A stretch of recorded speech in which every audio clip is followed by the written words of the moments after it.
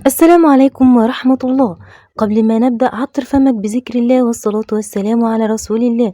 أتمنى تدعموني وتشتركوا في القناة ليصلكم كل جديد. الزمالك بيأكد صدارته للمجموعة وبيأكد ان هو ماشي في الطريق الصحيح. النهارده يعني فرقة سجرادة فرقة قليلة جدا، بس بلغة الكرة كده فرقة كرة ضريبة. يعني هم قليلين في الكورة ولكن ضريبة، حريف الضرب. العنف عندهم هو رقم واحد. عشان كده لعيبه الزمالك النهارده كان 3/4 خايفين. شيكابالا، زيزو، الجزيري، نضاي اللي هو منهم اصلا، اللي هو المفروض ما يخافش. فالنهارده هم يعني وقفوا خطوره نادي الزمالك بحته العنف ده شويه. ولكن احنا عندنا يعني كام ملاحظه كده للكابتن معتمد. انت عارف ان احنا ملناش اي مصلحة، احنا بنحلل وبنحب بنحبك وعايزينك تنجح وعايزينك تكمل، ومبروك العقد بتاع اول امبارح.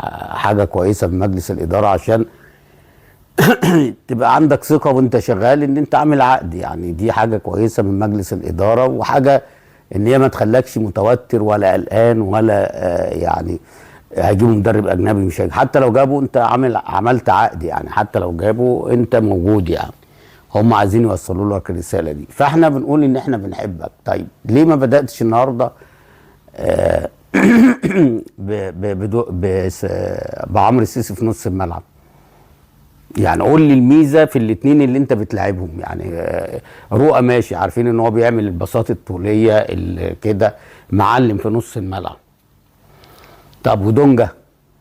دونجا ده اللي هو يعني يشتغل في التمثيل احسن ما يشتغل في الكوره، ولما بيحب يتحرفن النهارده يطرد. لما حب ان هو يقف على الكوره ويتحرفن والكلام ده، الكوره استلمها غلط لان المهاره عنده ضايعه، طولت منه، عمل فاول. لو في فار كان اتطرد. انا مش متحمل عليه، بس انا بقول ربنا ادى الواحد لكل واحد امكانيات، فانت المفروض امكانياتك ان انت اقطع وسلم اقطع وسلم، هي دي. انما هتعمل فيها معلم مش بتاعتك، لانك انت امكانياتك الفنيه ضعيفه جدا. انا بقول لك الكلام ده عشان تتعلم، وبرضه ما اتعلمتش، لان انا قلت في كام فيديو فات واقول لك يا دونجا ان انت بعد بسم الله الرحمن الرحيم. السلام عليكم ورحمه الله وبركاته. كولر جاب الضغط والسكر لجماهير الاهلي. في فرص ضاعت، ولكن الفرص دي ضاعت بسبب ان كل اللعيبه اللي ضيعت ما عندهاش ثقه في نفسها. في حاجه غلط. ايه الحاجه الغلط اللي موجوده؟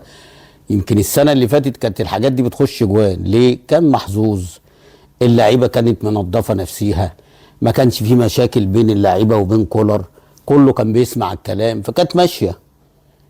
دلوقتي محمد عبد المنعم بيتمارض، بيجي بيرسي تاو لما بيخرج بيزعق له ويرجع تاني يبقى في الملعب، يعاقبه ماتش ويجي بعد كده يبقى في الملعب.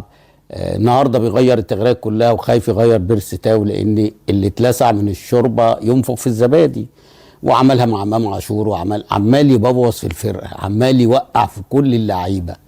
كل اللعيبه اللي واقفه على رجليها هو وقعهم. حسين الشحات لما لعب عليه رضا سليم، طبعا احمد عبد القادر هو وقفشه من السنه اللي فاتت، دخل السنه دي حسين الشحات وبعديه بيرسي تاو.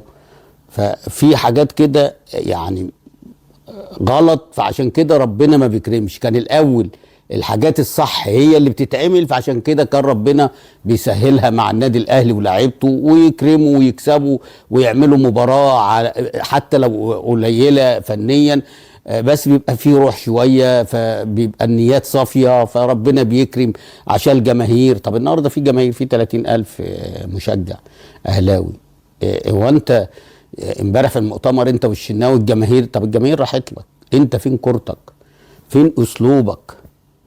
فين الفلسفه بتاعتك؟ فين الاستراتيجيه بتاعتك في الفكر، تحرك اللعيبه بكوره ومن غير كوره؟ فاحنا هنتكلم فنيا النهارده كتير يعني.